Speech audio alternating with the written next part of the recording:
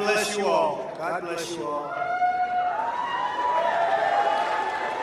And I never thought anything like this could happen in America. I never thought it could happen. The only crime that I have committed is to fearlessly defend our nation from those who seek to destroy it. From the beginning, the Democrats spied on my campaign. Remember that? They attacked me with an onslaught of fraudulent investigations. Russia, Russia, Russia. Ukraine, Ukraine, Ukraine. Impeachment hoax number 1. Impeachment hoax number 2. The illegal and unconstitutional raid on Mar-a-Lago, right here. The lying to the FISA courts, the FBI and DOJ relentlessly pursuing Republicans, the unconstitutional changes to election laws by not getting approvals from state legislators, the millions of votes illegally stuffed into ballot boxes and all caught on government cameras. And just recently, the FBI and DOJ in collusion with Twitter and Facebook in order not to say anything bad about the Hunter Biden laptop from hell, which exposes the Biden family as criminals and which, according to the pollsters, would have made a 17-point difference in the election result. And we needed a lot less than that, like about 16.9. It would have been in our favor, not my favor, our favor, because our country is going to hell. And we remember the 51 intelligence agents who said Hunter Biden's laptop was Russian disinformation. It didn't exist. It was Russian disinformation. Remember that? And that was all confirmed strongly by the FBI when they all knew that it wasn't Russian disinformation. And so much more. Our elections were like those of a third world country. And now this massive election interference at a scale never seen before in our country, beginning with the radical left, George Soros-backed prosecutor Alvin Bragg of New York, who campaigned on the fact that he would get President Trump. I'm going to get him. I'm going to get him. This is a guy campaigning. You want to get President Trump at any cost, and this before he knew anything about me, didn't know a thing about me. He was campaigning. As it turns out, virtually everybody that has looked at this case, including rhinos and even hardcore Democrats, say there is no crime and that it should never have been brought. Never have been brought. Everybody. Even people that aren't big fans have said it. They said this is not the right thing to do. It's an insult to our country, as the world is already laughing at us for so many other reasons, like our open borders, our incompetent withdrawal from Afghanistan, where we left behind American citizens, $85 billion worth of the best military equipment in the world, lost 13 magnificent young lives, and far too many to mention that are so badly hurt with the loss of arms and legs and facial obliteration. The most embarrassing time in our country's history, in my opinion. Then our give up on energy independence and even energy dominant. We're going to be dominant within 6 months, more than any other nation ×2.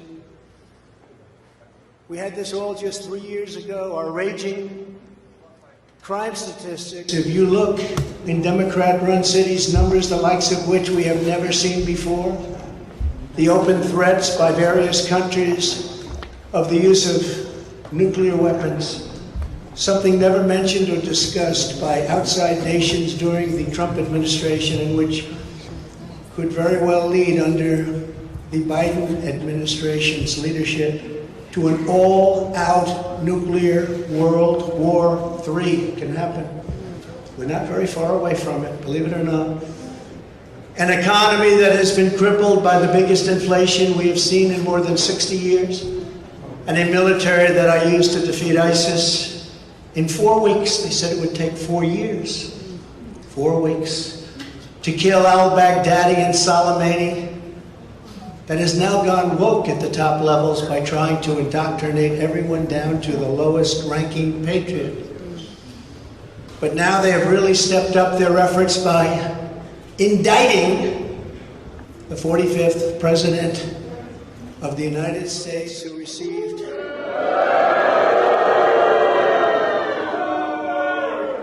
$75 million votes, which is more than any sitting president in the history of our country.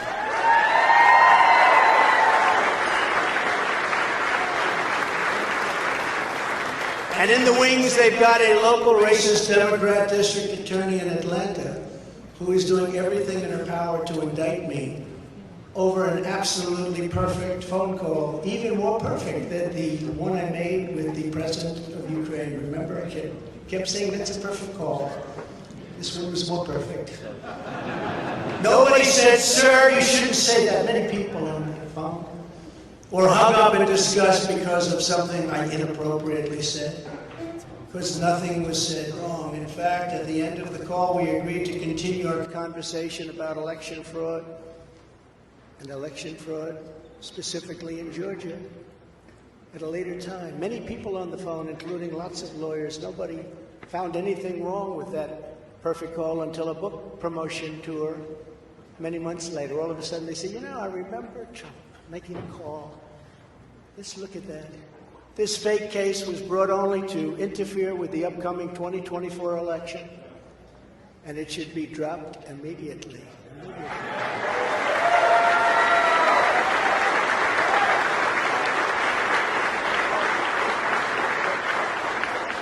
Then you have a radical left lunatic known as a bomb thrower who is harassing hundreds of my people day after day over the boxes hoax. You know, the boxes hoax, as we call it. Just so everyone knows, I come under what's known as the Presidential Records Act, which was designed and approved by Congress long ago just for this reason.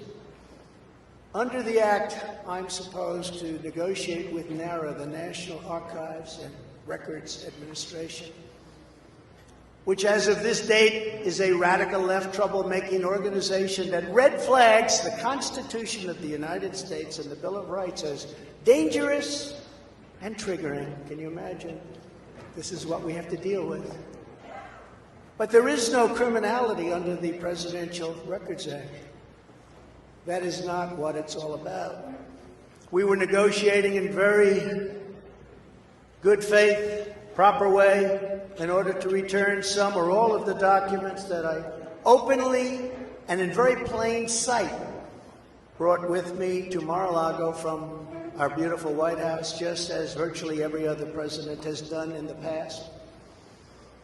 When FBI and DOJ officials with NARA were here, I told my lawyer to show them the very secure storage room in which they were locked. The FBI's sole request in writing was, could you please put another lock on the door? We immediately complied. It's a lot different than the Biden situation, isn't it? The next thing I know, we were raided by many gun-toting FBI agents who took whatever they wanted, including my passports and medical records. Everybody was in shock. Nobody had ever heard of such a raid before. Can't even believe it. Who would think that that could happen today? I immediately thought of the Fourth Amendment that protects against unreasonable search and seizure. But they did it anyway because our justice system has become lawless.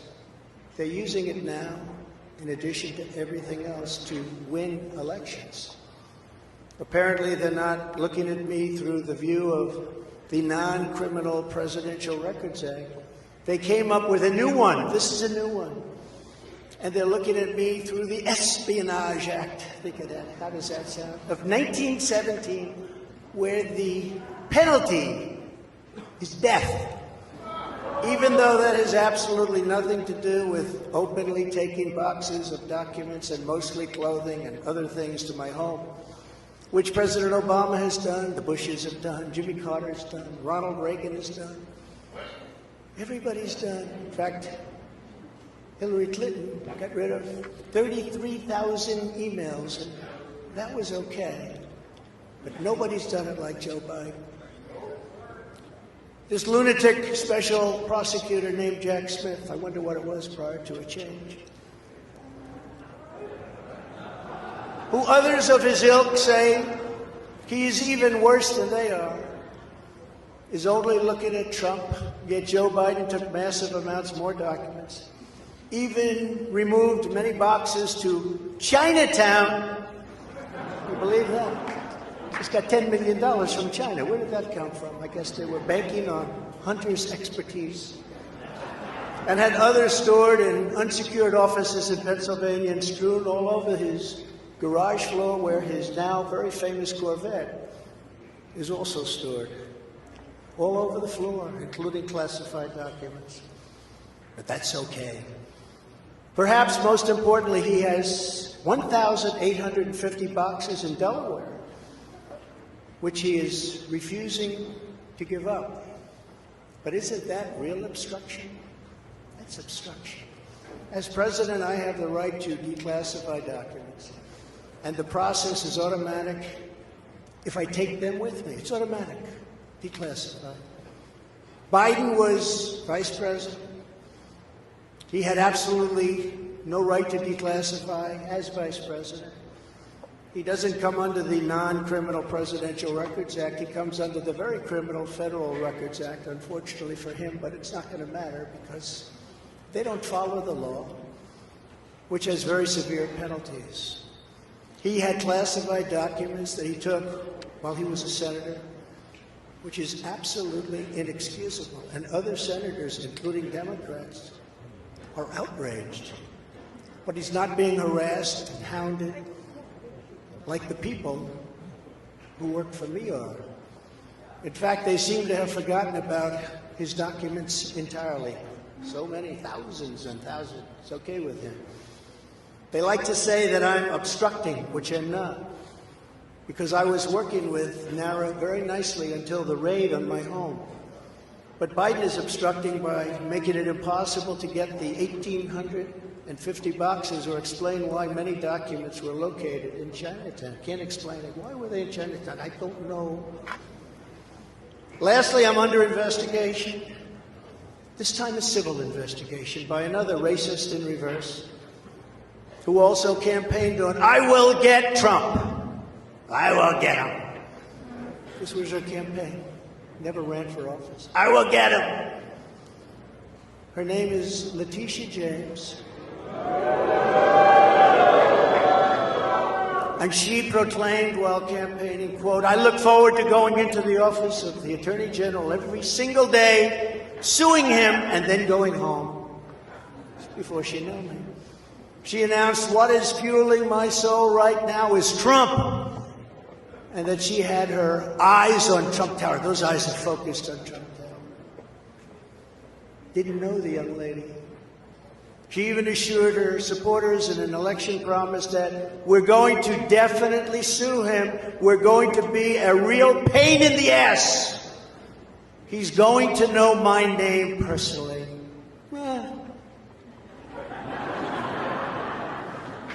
And then she claimed that I was an illegitimate president. Think of it. With all we did on energy, with all we did on the military, on taxes, biggest tax cuts in history, biggest regulation cuts in history, right to try, people able to get drugs now that aren't approved. Hopefully you don't have that problem. Letitia James vowed to use every area of the law to, quote, investigate President Trump and his business transactions. Those transactions are going to be investigated, she said. And that of her family and his family, because we're going after his family, and we're going after them hard. This is all before entering office and all before knowing anything at all about me, but you're going to get me. This is why, along with unrelenting crime, so many people and companies are leaving New York. She said that I falsified my financial statements, but in fact we're proving and will prove that my financial statements were substantially more than we submitted, not less. And in all cases have a strong disclaimer clause in them which tells the institutions that may look at that if they want to, not to rely on the statement. But they've got a problem with their case because, number one, I'm very underleveraged. They can't believe it. All the stuff they read and gave. And have very little debt relative to the value of assets. And importantly, not one bank has lost even $1. She was investigating me to save banks. They have very good lawyers. But they didn't lose $1 with us during this period of time. In fact, the banks we're talking about made almost $200 million off Donald Trump, and they liked me very much. We never missed a payment, never got a default notice, had a great relationship with all of them. I don't need banks. I have a lot of cash. I built a great business with my family. I built a fantastic business.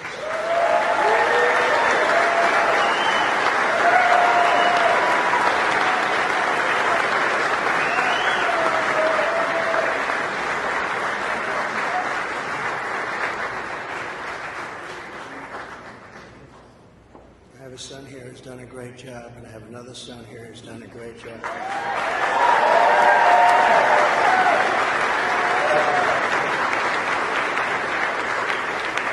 And Ivanka, and Barron will be great someday. He's tall, he's smart, but I have a great family, and they've done a fantastic job, and we appreciate it very much. They've done well.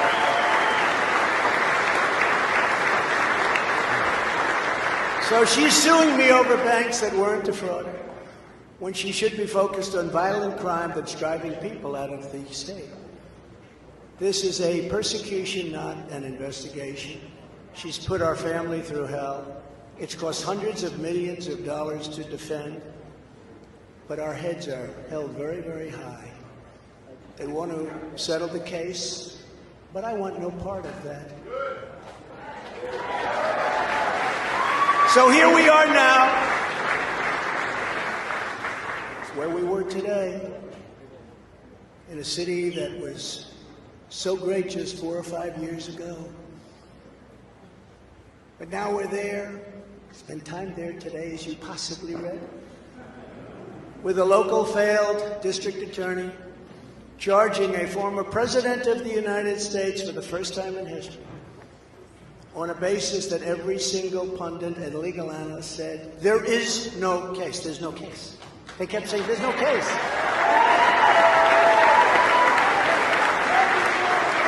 Virtually everyone. But it's far worse than that, because he knew there was no case. That's why last week he delayed for a month and then immediately took that back and threw this ridiculous indictment together. Came out today, everybody said, this is not really an indictment, there's nothing here. My lawyers came to me and they said, there's nothing here, they're not even saying what you did. The criminal is the district attorney because he illegally leaked massive amounts of grand jury information, for which he should be prosecuted, or at a minimum, he should resign. And Alvin Bragg's wife confirmed a report that claimed her husband has Trump nailed on felonies. She has since locked down her Twitter account. His chief prosecutor, who represented the Democrats and crooked Hillary Clinton in a firm run by Chuck Schumer's brother, Robert, he quit the firm in order to go to work in the DA office in order to get Trump. Can you imagine that? Hillary Clinton's lawyer, Democrat firm. Ultimately, he quit as chief prosecutor because Bragg didn't think he had a case. Think of that same guy that brought this ridiculous thing today. Yet during his investigation, this prosecutor named Mark Pomerantz wrote and published a book saying all sorts of privileged things, and has been very strongly reprimanded. He was reprimanded so strongly. I've never seen anything like it. That's probably the end of it. But what he did was probably very illegal. But he was very, very strongly reprimanded. Even District Attorney Bragg was furious with him. They were having a tremendous fight in the office because of it. But hope is never lost, because various prosecutors in the DA's office also quit because they thought President Trump was being treated very unfairly. How about that? Isn't that great? Oh, I love them. I'd like to meet them. I'd like to meet them. The DA's office even had a web page. Meet the team of executives who have done this to President Trump. That was the title. Isn't that nice?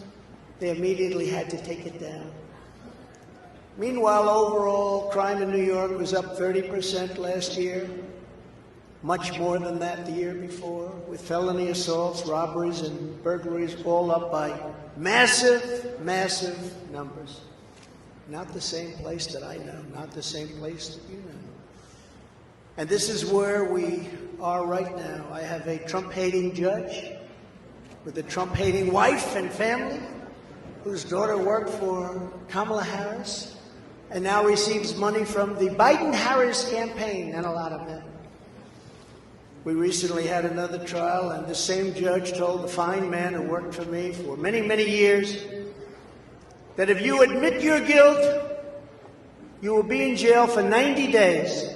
But if you don't, if we go through a trial and you're found guilty, you're going away for 10 years and maybe longer, which for a 75-year-old man with a great family really means life. What the prosecutors and judge did to that man, I will never forget, because it's right out of the old Soviet Union. That's where we are. They said, you say anything about Trump, meaning that's bad, and you won't even have to serve the 90 days. You'll walk free. And they say that to many of my employees.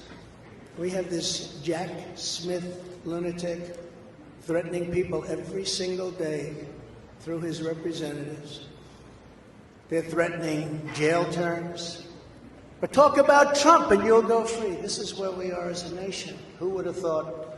They can't beat us at the ballot box, so they try and beat us through the law. That's the country in which we live, however, right now. The USA is a mess. Our economy is crashing. Inflation is out of control. Russia has joined with China. Can you believe that? Saudi Arabia has joined with Iran. China, Russia, Iran, and North Korea have formed together as a menacing and destructive coalition. Would have never happened if I were your president. Would never have happened. Nor would Russia attacking Ukraine have happened. All of those lives would be saved. All of those beautiful cities would be standing.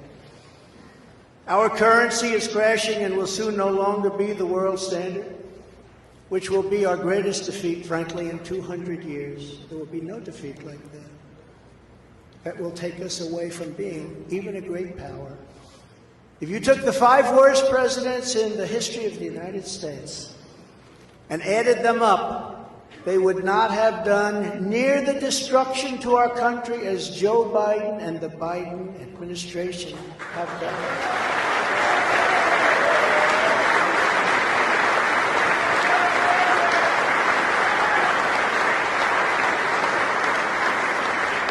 Incredibly, we are now a failing nation. We are a nation in decline. And now these radical left lunatics want to interfere with our elections by using law enforcement. We can't let that happen.